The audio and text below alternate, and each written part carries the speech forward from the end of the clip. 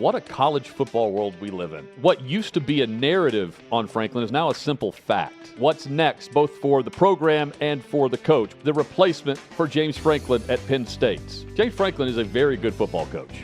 Truth is, you're likely a fan of a team who could use him as your head coach, because there aren't many great coaches in college football right now, at least none who have proven it. Coming up, I've got the replacement for James Franklin at Penn State, plus where I think he will end up.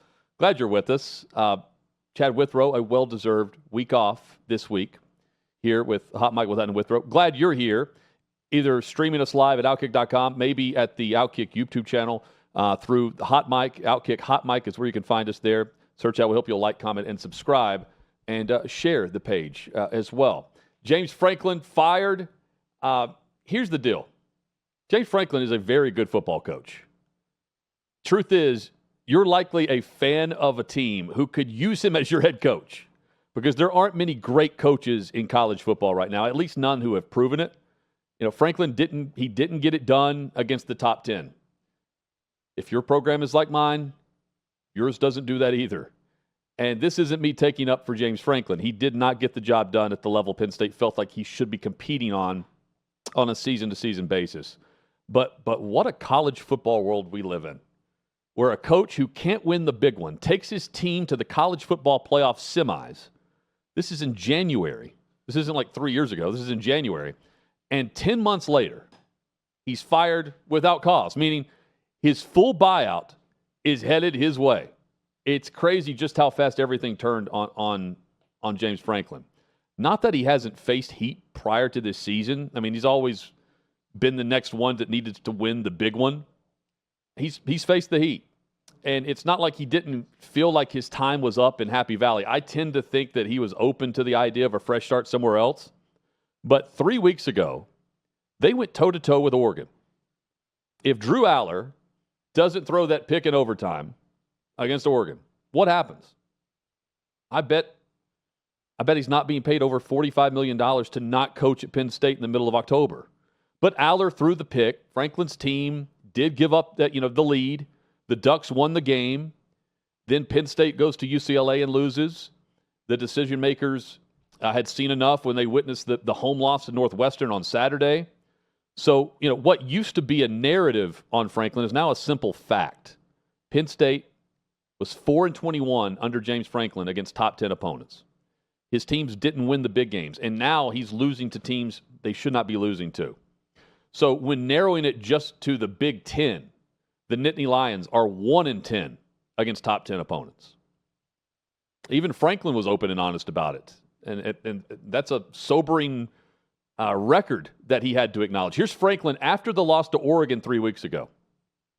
After everything that's happened versus ranked teams, how do you personally maintain your belief? Yeah, again, I kind of look at the entire picture. I get that narrative, and it's really not a narrative. It's factual. It's the facts. I get it, but I try to look at the entire picture and what we've been able to do here. But at the end of the day, we got to find a way to win those games. I totally get it, and I take ownership and I take responsibility. So immediately after the interception, they show Franklin. And I just remember thinking, man, he looks shell-shocked. Like he couldn't believe they lost that game, the way they lost that game. Another loss to a top 10 opponent. But then 2 losses follow that press conference we just watched. And then here we are. I'm thinking to myself, that looks like a coach who's just dumbfounded. And now, recently, I think it's just a coach who was just over it. Penn State athletic director, Pat Kraft, he said in a university statement that we hold our athletic programs to the highest standards and that we believe that this is the right moment for new leadership with the team. And he went on to say that new leadership at the helm of our football program to advance us toward a Big Ten and national championship. I'm not trying to feel sorry for James Franklin today. College football coaches are hired to be fired and they are paid to fail. We'll get to his buyout in a second. But this result should be a pretty sobering result for all of us across college football. The immediate jump to GTFO, to me, just doesn't apply in this case with James Franklin. Right now, I'm saying. Franklin's time at Penn State was largely successful. He leaves with a 104-45 record, a Big Ten championship. That was in 2016. It's been a while. Plenty of appearances in New Year's Six bowl games. His team's finished in the top 10 5 times. And he's not for everyone. I get that. He absolutely, at times, knew the over-under or the spread of games. Apparently, Mike Francesa found out the hard way on one Saturday afternoon. He let everyone know how much he was pissed off at James Franklin. Penn State coach James Franklin called a timeout with his team leading, and as Georgia State attempted a field goal with 11 seconds remaining. With his team trailing 56-0, Georgia State kicker Brandon Wright lined up for a 31-yard field goal and a shot to at least get on the scoreboard. But James Franklin wasn't conceding anything. Georgia State snapped the ball, and Wright launched a kick through the uprights, but Franklin got a timeout in just under the wire. That is an absolute disgrace. And this stooge tried to alibi around it. And these fans who are happy now that they're winning 56-0 and could give a damn what they did to Georgia State, sit there and make excuses for them. Didn't have a kick block team. He's got to try and block a kick at 56-0. He's a horse's ass for doing that. Because you lost money at 55.5 on the over-under. Here's the other thing about James Franklin, along with Bill O'Brien. They stabilized the program in the wake of the Jerry Sandusky scandal and the NCAA sanctions. You know, he was coaching at a program with history and resources. And Penn State wants to win a national championship. Franklin didn't reach that bar. But chances are your favorite program is like mine. They don't compete at that level on an annual basis either. But they're paid like it. And this is the result. A good but not great coach fired in the middle of the season, getting paid nearly $50 million to not coach the program, that entered the season as a top, number 2 in the country? One of the top teams in the country. So what's next for Penn State? Where are they going to find this national championship winner? Here's some of the names that we've heard. Matt Rhule, head coach at Nebraska, former Penn State player, strong ties to Happy Valley. This makes all the sense in the world, and too much sense, really, for it to be this easy. Rhule has a proven track record of rebuilding programs at Temple and at Baylor. It's not like Penn State needs to be rebuilt. He's doing solid work at Nebraska right now. They're back in the top 25. You know, his connection to Happy Valley makes this a top option, including how Penn State athletic director, he was the AD at Temple whenever Matt Rhule was getting going there. Plus, he's in that tier that the university has signaled that it wants to compete in. There's Kirk Cignetti at Indiana. Immediately, people are shouting his name. He's been remarkable at Indiana. You know, he's had a history of winning at every level he's coached. I don't see him leaving Indiana for Penn State. Not right now. In 2025, who is to say that Indiana isn't a better spot currently than Penn State? Cignetti has more top 10 wins in the last couple of weeks than James Franklin had over his entire coaching tenure there. But Indiana isn't going, are they going to pay up? They will. Matt Campbell from Iowa State is more likely than Cignetti. But again, Penn State wants to be transformative and title contenders. I would pick up the phone and call Clark Lee. This is a call I'm making if I'm Penn State. Even though I don't think he would leave Vandy right now. He seems very happy coaching at his alma mater. He's building Vanderbilt into a legit college football playoff contender, like getting in the playoff. He's close to doing it this season. They're favored right now over LSU. But I'm bringing him up for consideration, and I'm making a call to Nashville. Eli Drinkwitz is another one. This feels like the offseason. He will have plenty of opportunities to make the next big leap forward. Penn State offers a lot of pros for Drinkwitz. He would offer a lot for them, too. He's not my top choice, but he's not far from the top tier. Penn State is situated in the heart of a talent-rich recruiting area right there in Pennsylvania and then the broader Northeast. And Drinkwitz has recruited well at Missouri. And this would give him access to a deep local talent pool that would provide him with a major advantage there.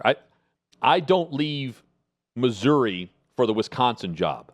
I would for Penn State. Other names you're going to hear mentioned. Manny Diaz. He's the former Penn State defensive coordinator, and he's familiar with the program. That's not what I hear in that statement, familiar with the program.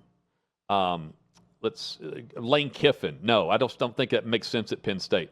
Dave Clawson at Wake Forest, PJ Fleck, no. I don't see those coaches as already fitting the description that we've heard about how they want to win national championships and do this or that. Doesn't have to be a sitting head coach or a proven head coach, by the way. Just ask Oregon, ask Dan Lanning. I would go after Will Stein, his offensive coordinator. Oklahoma State is looking his way. I would too if I'm Penn State. He's one of the very best coordinators in the country. James Franklin, his next stop, as if he needs one, getting $50 million to not coach. He has a specialty in taking programs with resources and then taking that potential and turning them into a consistent winner. He did that at Vanderbilt. For the majority of the time, he did that in his tenure at Penn State. He would be an ideal fit for a university with high expectations that have recently underperformed. Programs like Florida. The Gators have the recruiting footprint, the financial backing. They can compete for national titles. Gators fans want Billy Napier gone. Franklin's ability to build a strong culture, recruit at a high level, win a lot of games, that would be appealing to me in Gainesville. They'd be hiring Franklin after paying Napier's $20 million, whatever it is, buyout. But there is offset language with Franklin's contract back at Penn State that can help with the finances, ease the finances, so to speak, of the Franklin deal. Auburn, historically strong program, known for a passionate fan base, culture. Auburn will be mentioned, and Franklin would have more success than what we've seen from Hugh Freeze. Franklin's SEC experience, his top-level experience, would be a great asset for Auburn in the SEC. Virginia Tech. Virginia Tech would be an all-in hire for them to go and get James Franklin and bring the program back to prominence. And how about North Carolina? I can't think of a better way to move on from Chapel Bill than by ponying up and hiring the coach you wanted Belichick to be. Smart, sound, professional, strong, leadership, a great representative of your university, a winner at the college level, someone who is player first, always competitive, loyal, and consistent. Franklin's not afraid to be his own marketing arm for his program. He did that at Vandy. And he'd welcome the type of attention that the Tar Heels wish they had right now that they're not getting because Belichick's been a disaster. And then there's the NFL. His entire head coaching career has been in the college ranks. But he's been mentioned for NFL jobs in the past. I expect that to happen again, too. Franklin has the temperament to go inside, I believe, a pro locker room and command the room. He stays organized. He can manage a large-scale program. I believe he's one of the very few who could make the jump from college and navigate his way through the pros with success. So there are the names and the options. And here we are, college football. What a world. The head coach for a college football program is the greatest job in the world.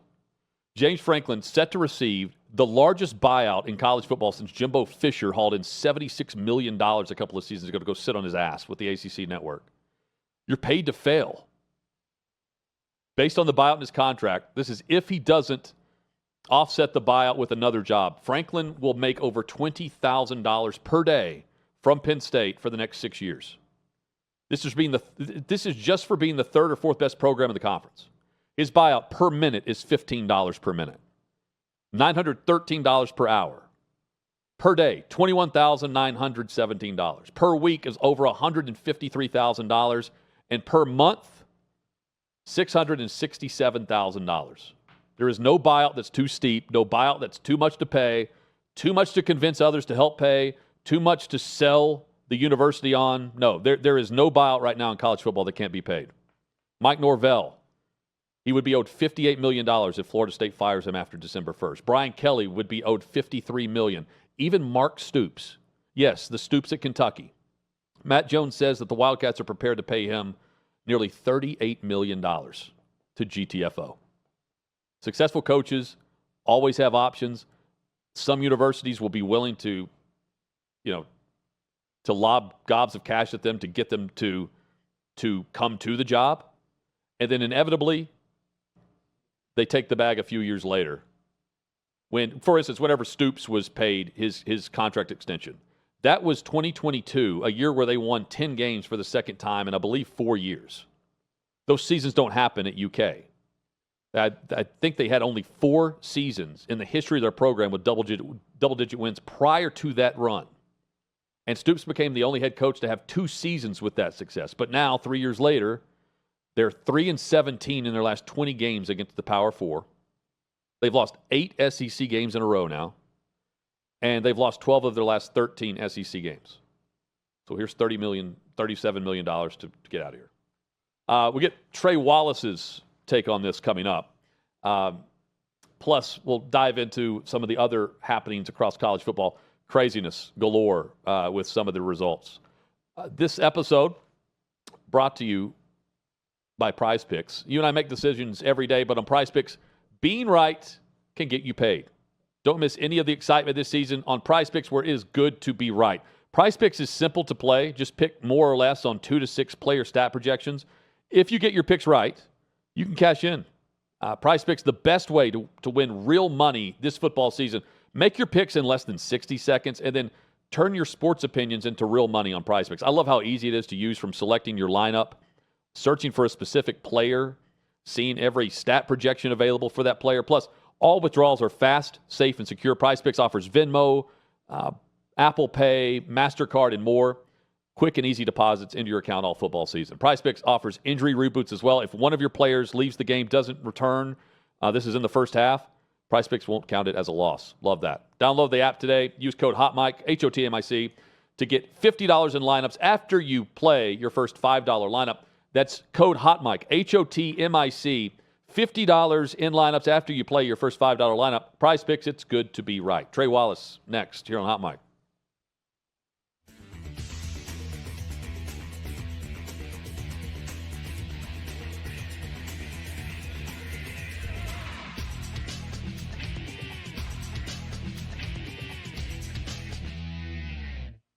Football's finally back. So's the hard-hitting gridiron action on Prize Picks. Download Prize Picks and use code OutKick and get $50 instantly in lineups when you play $5. Must be present in certain states. Visit prizepicks.com for restrictions and details.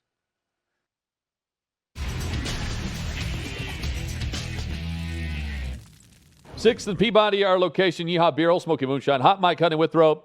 Here at OutKick.com, Chad with the week off. The kids on fall break. They're traveling a bit, I believe. So we'll hit all the headlines, topics, opinions throughout, and can't wait for old Chadwick to be back. Or as John McClain says, Chadillac. Trey Wallace with us, joins us weekly here on the show. You can read his great work at OutKick.com. He's the senior college football reporter for the site. Good to see you, Trey. Hope things are well, man. Man, everything is good. Coming off a chaotic weekend, coming off yesterday, where if you would have told me 3 weeks ago that James Franklin would be fired before Billy Napier, I'd have probably called you crazy. Man, how fast that happened. We've got a former Penn State offensive lineman that's coming up, Landon Tangwall, that's going to give us some opinions on this. But just your overview of what happened here and the bar that's been set now at Penn State. Yeah, I think this was something that was discussed between Penn State officials last week. If they needed to make a move, this is how they would pull it off, according to folks that I've spoken with over the last 7 days. I don't think that many expected in Happy Valley to have to make that decision following a game on Saturday against Northwestern. And it put them in a spot where, a big thing right now in college athletics is apathy, Jonathan, where we get to a point where, fans are going to check out a little bit. And I don't think Penn State, look, that is a tight-knit group community up there. I think that they'll continue to show up. But the problem is you're trying to sell the future. And while it seems like it was quick, Penn State, if you're thinking about it, and you're talking about plans to make a move, it's almost why wait? Why wait till the end of the season to do something? And I think that that's exactly how Penn State folks thought about this. And now you're looking at it. A top job is open. If I'm not mistaken, this is the sixth the P4 job that is opened up now. And so, it brings in tough decisions that they're going to have to make, because who are you going to get? I have a few names that I've spoken with, but man, it just shows, Jonathan, the way things have changed in college athletics in such a quick time. Man, give me your overall reaction to Indiana and what we watched against Oregon, and the fact that Cignetti has this team playing at such a high level, a championship level, and the fact that they go on the road and they beat a top 5 opponent. It's the second time in the school's history they have a top 5 win. It's the first time they've ever had one on the road. Looking back at last season, I think we all remember the conversation around Indiana and the college football playoff. Yep. Do they really belong? What have they done? They were building towards a moment like that. We talked about it last week on the roundtable. For them to be able to go on the road to Indiana and pull off a win like that would be monumental for what they're trying to continue doing into the future. And I think what they did is they laid out the perfect recipe of how to do it in college football. And I think Kirk Cignetti has been a fantastic addition to the sport. But what he's been able to do is he had the right group of guys around him, the coaching staff that have been with him from day one. You go out and you handle things in the transfer portal. You recruit well out of high school. So for them and how they did it as well, I think is key. Going out to Eugene, there was no bitching and complaining, Hut, about all the travel and whatnot. They just went out there and handled business. And what Mendoza was able to do at quarterback, what that defense, that's a top 10 defense, and what they are able to do to Dante Moore and the Ducks, I just think it catapults them now. I look at Indiana as one of the top best 3 teams in the country. Obviously, the polls put them there, but I still think folks would probably have that, oh, well, it's Indiana. No, this team is for real, and this team is a title contender. And I think overall now, looking at what they have done and into the future, this just sets them up. They're going to be a Big Ten problem. This is not a one-off. This is not a fluke. This is not Illinois. No offense to Illinois fans who got boat raced by Indiana. They come back and beat USC, and then they get beat up by, they beat USC, but then come back and they get beat up in a sense by Ohio State. It's never really that close. So what I'm getting at, there's 2 different types of programs that are up and coming in college athletics, and especially the Big Ten, and Indiana has proven to be one of them. So just a massive win, I think, for what they're continue trying to build. And from a revenue standpoint, my goodness, I'm sure the NIL donations were flowing in on Saturday night. Yeah, man. Hey, what did that win for Texas mean for the program immediately? Of course, it's the Red River Shootout. We know that's the monumental game of the year for them. I get that. I'm going beyond that. When I hear that Texas saved their season, what does that mean to you? That means that even though Arch Manning only threw for 160 yards, you got to have a funk. You look at the defense. This is the type of defensive performance that I expected at Florida. But we got it against Oklahoma. The way they were able to ravage John Mateer in the backfield and force 3 interceptions, this sets them up. Now, look, they're going to have to run the table, in my opinion, to be in the conversation for the college football playoff. I said it last week, and I'll say it again. The loss for Oklahoma pretty much is like a NASCAR playoff waiver. If they handle business the rest of the way, maybe only drop a game or 2, I think they'll still be in that conversation. But for Texas in general, last week, everybody had them in the graveyard.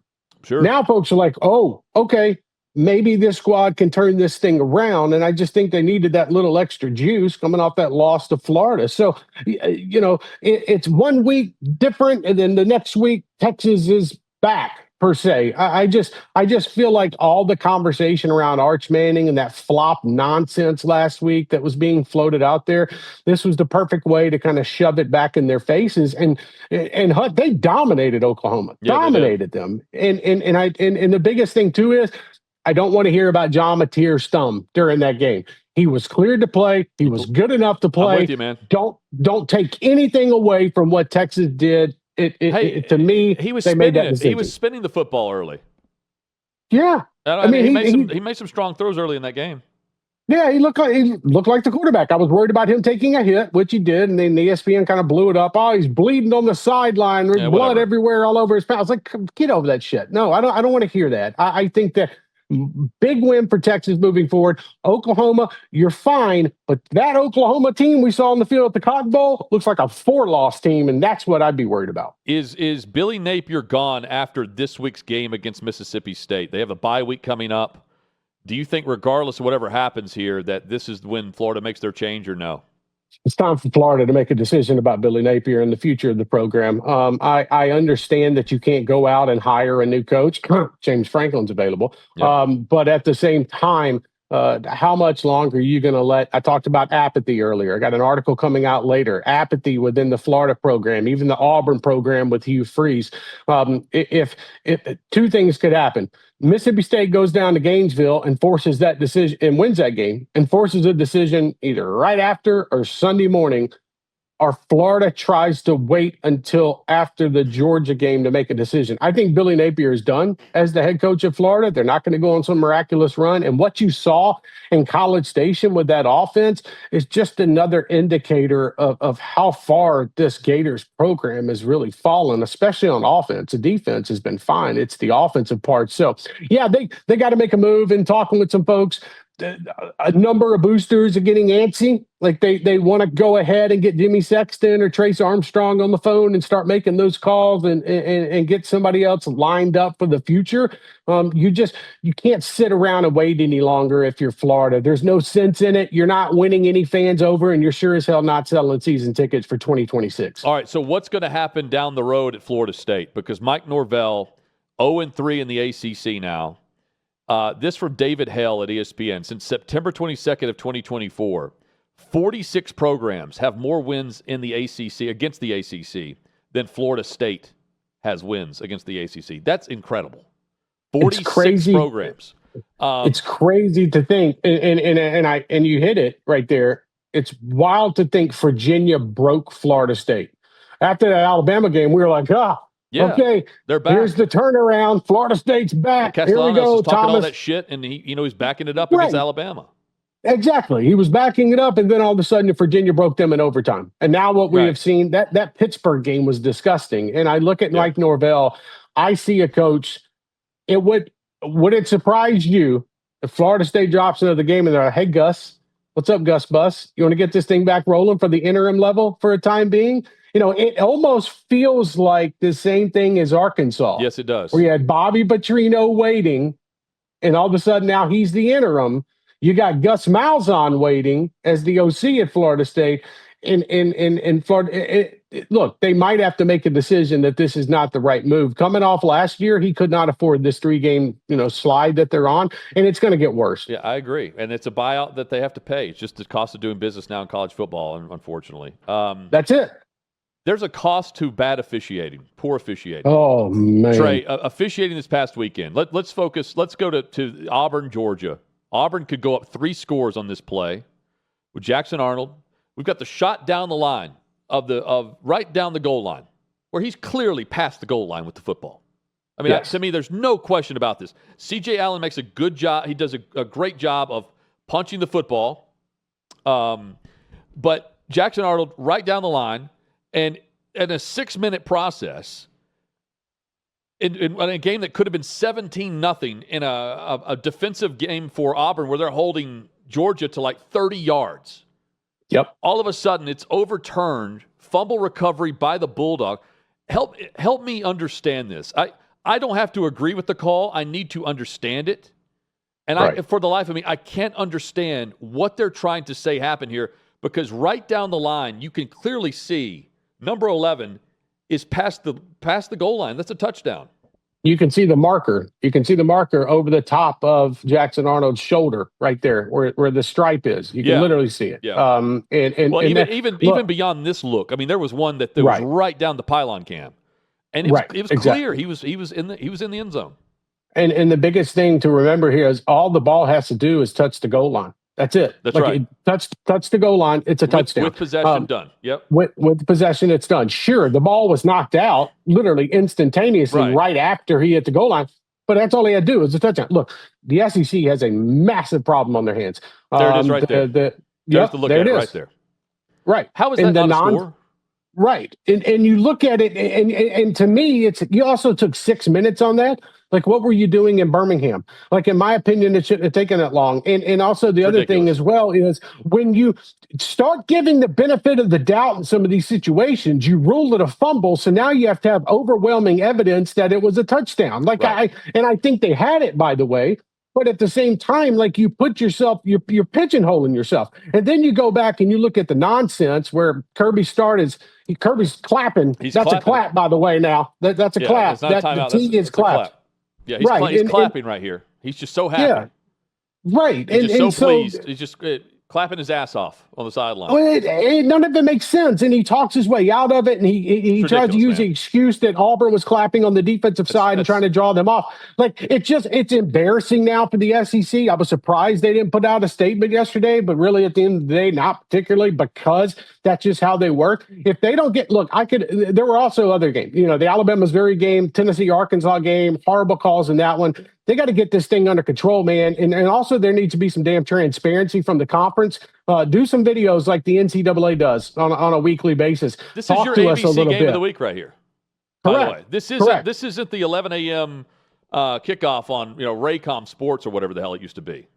Oh, and by the way, that doesn't deserve that type of officiating either. My point is, this is the cream of the crop. This is what they're working with right here. And that's the best view that you can get along the goal line. Man, put a damn 4K camera along that goal line. Stop using a pylon camera. Like, I look at it, and you know what would be a lot better? If the SEC decided to go the ACC route, and even the Big 12 route, and have some transparency in their review center. Yeah. Because I'd love to know what was going on through their minds. They didn't know what to do. No, they didn't. I could not believe it. And neither could the announcers, to their credit. Neither could the announcers. Jonathan, it was the margin was 240-40 when it comes to offense in the first half, and then Georgia comes out in the second half and holds them to 45 They're about yards. to be up 17-0. That's really all you need to know. And they lose 20-10. And Hugh Freeze looked defeated in that halftime speech as well. Let's just all be honest with each other here. No doubt, man. No doubt. Hey, well, let's pick up with this on the roundtable later this week. I look forward to it, buddy. We'll be dropping. We'll be recording tomorrow. Probably dropping on Wednesday. Going to be a lot of fun. Look forward for you to join him. Yeah, man. Thank you. Looking forward to it. There he is, Trey Wallace. Check out the Trey Wallace podcast as well, and read his great work at outkick.com, covering all things college football. Coming up, Landon Tengwall joins us, former Nittany Lion, and now a national college football analyst. We discuss Penn State and a lot more straight ahead here on Hot Mic.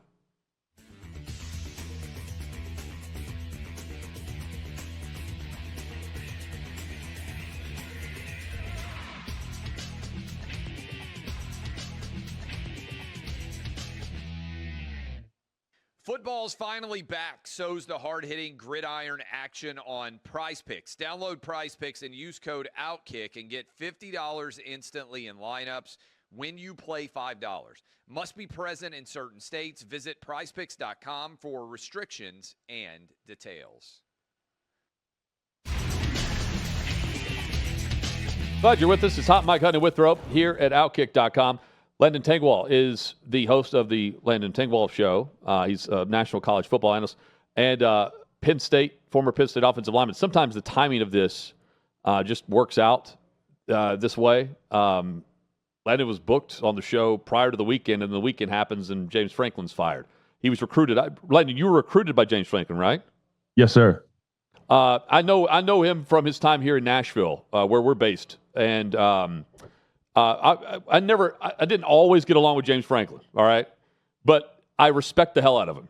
And I don't know, man. I'm very surprised. First off, thank you for joining the show. I'm very surprised at how quickly this all happened over the last 3.5, 4 weeks, especially given the fact that I watched them go toe-to-toe with Oregon. And if Allar doesn't throw that pick, who knows where we are right now? Yeah, I think it's interesting. The national media and kind of people that haven't basically been Penn State fans or live in State College, it's such a different outlook, I feel like. Yeah. The response is, how could you do this? You were just in the semifinals. You were one play away from playing Ohio State in the national championship, and now you fire your coach after a couple bad games. And my response to that is it's kind of been building up for a while here, and we know that Penn State just 16 days ago was so close to getting over the hump, and James Franklin and Drew Allar were that close to getting over the big game mantra that they had, that they couldn't win the big one. And yeah, Drew Allar doesn't throw the pick. Dante Moore actually fumbled the ball in the first overtime, and if he would have kicked it and someone picked it up, sure, we're not sitting here today. But I think what you saw is you saw a locker room that was lost. You saw James Franklin. It felt like there was quitting on both sides. The team was lost. James Franklin was a shell of himself, and it felt like there was no coming back from that. James Franklin knew after the Northwestern loss that he was out. I don't think that was a secret. You could see it in that press conference. But at the same time, he gets asked, do you still want to be the head coach of Penn State? And he did not give a real answer. He said, hey, I'm worried about those guys in the locker room. And that was it. So, anybody that's saying, how could you do this? It was already done. I don't think there was any salvaging the relationship. 99% of the Penn State fans were just completely out on him. And like I said, it felt like there was just a mutual quitting from the locker room, from James Franklin altogether. And that's how you string back-to-back 20-point favorite losses that has basically never happened. Yeah, it's insane. And it's who they lost to. It's like, what's going on there? And some of the play calls, man, I'm watching some of these play calls and how they attacked these opposing defenses. And I'm like, man, something's off here. I'm not saying that they threw the towel in that way, but it was puzzling to say the least. It didn't seem like a very cohesive group, and that's from the coaching staffs as well, together as a staff. Not even, I'm talking about players and staff, just the coaching staff in general. Yeah, you look around, there was a full lack of confidence, I feel like, in the offense, especially the passing offense. And that goes to Drew Allar. He had no help against Oregon, no help against UCLA. The wide receivers were clamped down. And, watching the All-22 tape, there was a real lack of effort. It seemed like guys were overall checked out. Yeah. And so you're 3rd and 10 against Northwestern with James Franklin's career on the line, and you run a quarterback draw when you got you're not going to let your wide receivers give them any type of opportunity. Like I said, it did feel like there was a little bit of the white flag being waved by the Penn State offense and just kind of James Franklin in general. Like I said, there was the fire wasn't there anymore. The fire was gone. So the national narrative now is like Matt Rhule. We're going to hear some other names too. Cignetti's being thrown out there. From where you sit and just the fan base, who's everyone talking about? And is there a outside the box type candidate that you're on board with? Yeah, I think you're obviously hearing Rhule number one. That is because him and Pat Kraft, Penn State's athletic director, they go way back. So you're going to, and it's funny being in the Penn State Twitter ecosystem and just knowing everybody. Everybody's actually really against Rhule as far as the online people go. And I think that's interesting. Yeah. Obviously, he went to State College High School. He played, for Penn State at linebacker. That was his first coaching gig as a GA, was Penn State.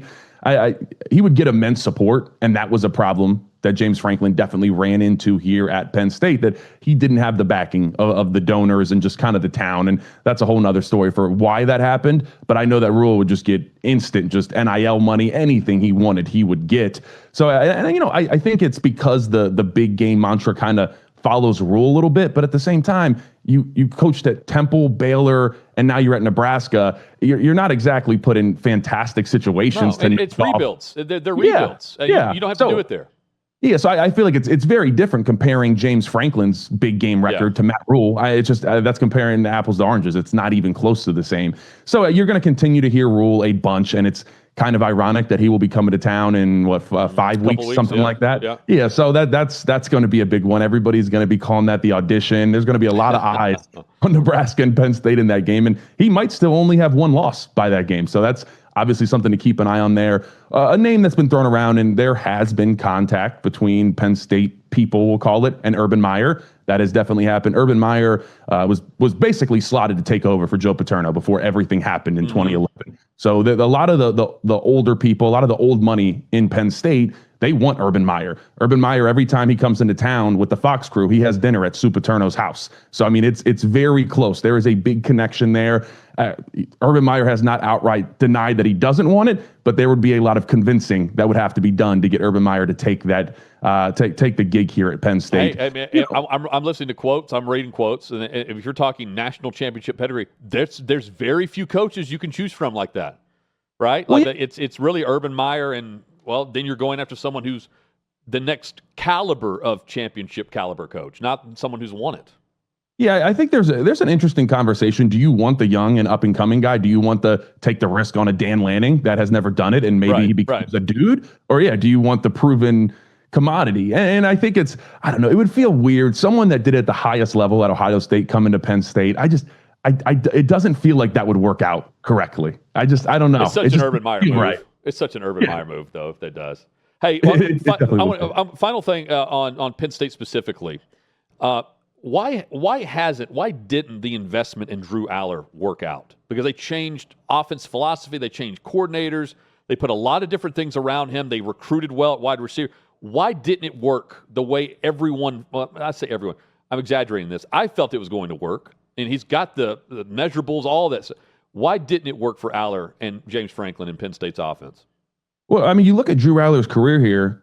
Go back and find his best game. And I'll tell you right now, without doubt, I've watched tape on every single game. His best game was his first game ever against West Virginia, 2023, week 1. Some people point to USC. He had 2 really bad interceptions in that game and had to climb out of a hole that he kind of put the team in a little bit there. So if you look at someone and their best game ever is their first one, well, I'm going to automatically look at the coaching. And James Franklin doesn't exactly have a good track record of developing quarterbacks. I mean, Christian Hackenberg, obviously, that did not go the way people wanted it.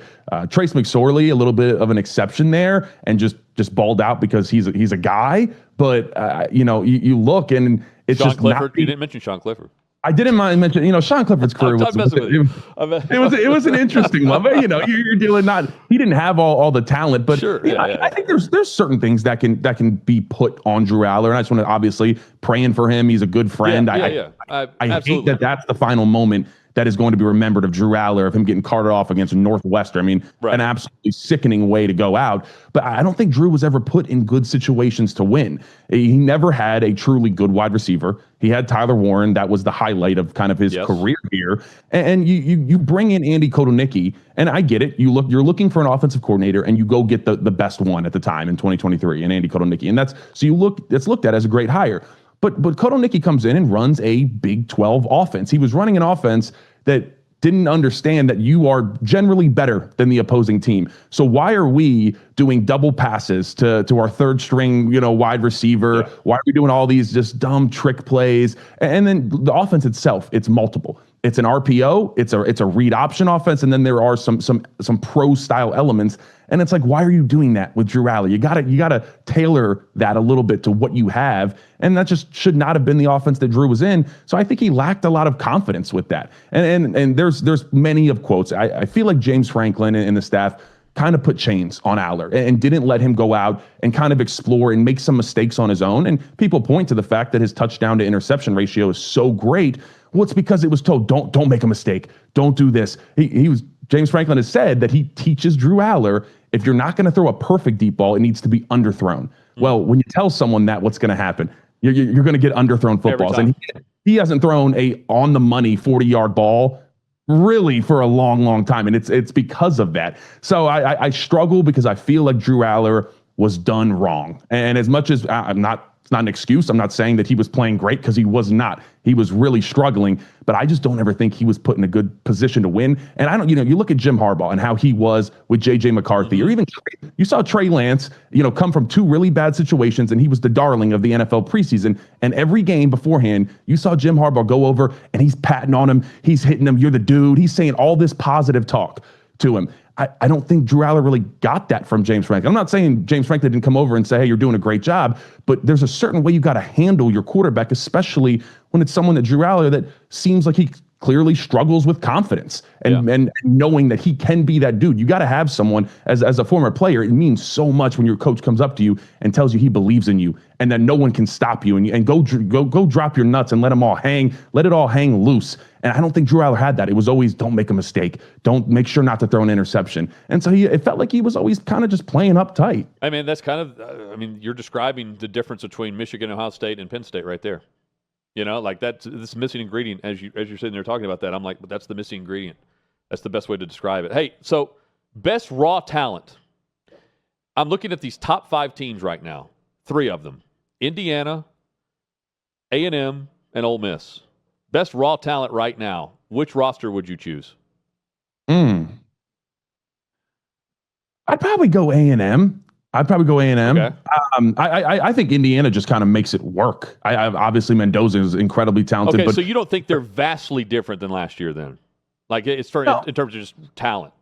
No, I don't think so. I just got done actually watching the Oregon-Indiana tape. I think, they obviously they play together. They play for their coach. They have a fire that has been lit underneath them. But the scheme is great. The scheme is tailored to exactly what they should be doing. Mendoza gets the ball out quickly. Yeah. The offensive line for Indiana has some especially on the right side, some shortcomings, but they overcome it because they scheme around and say, hey, we're going to get the ball out quick. And Mendoza has a damn trigger on him that ball comes out real quick when he wants to throw it.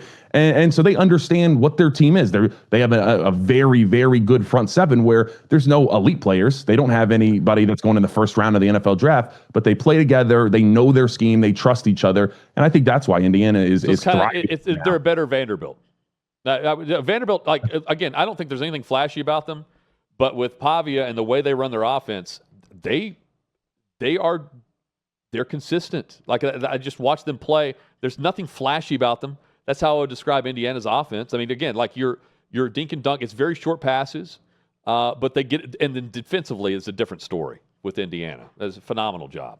I think it's, and real quick, I'll talk about Penn State now as a backup quarterback, Ethan Grunkmeyer playing. He's got to go to Iowa this week at night, at night in Kinnick, which is, you don't ever want to be there. And their defense is playing lights. Their defense, they held down Mendoza very well.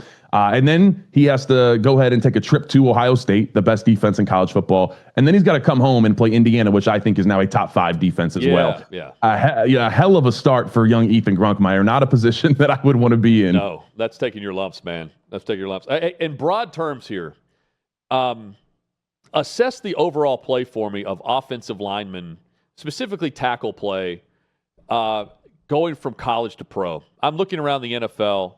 I don't think it's ever been more difficult to find solid offensive tackles right now.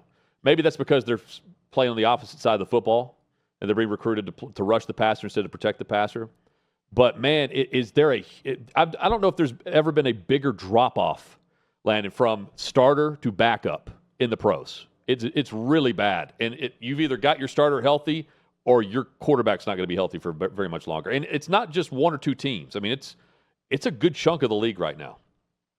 Yeah, it's hard. I feel like, and I've talked about this with a lot. I talked to Duke Manyweather, a lot of people that are in the big time in the offensive line industry, and kind of the conclusion is it's a lack of development. A lot of these offensive line coaches are stuck 40 years ago with the same thing that is being coached, and you have these defensive ends that have just fully evolved. Think back to the defensive ends in the 90s and compare them to now in the NFL.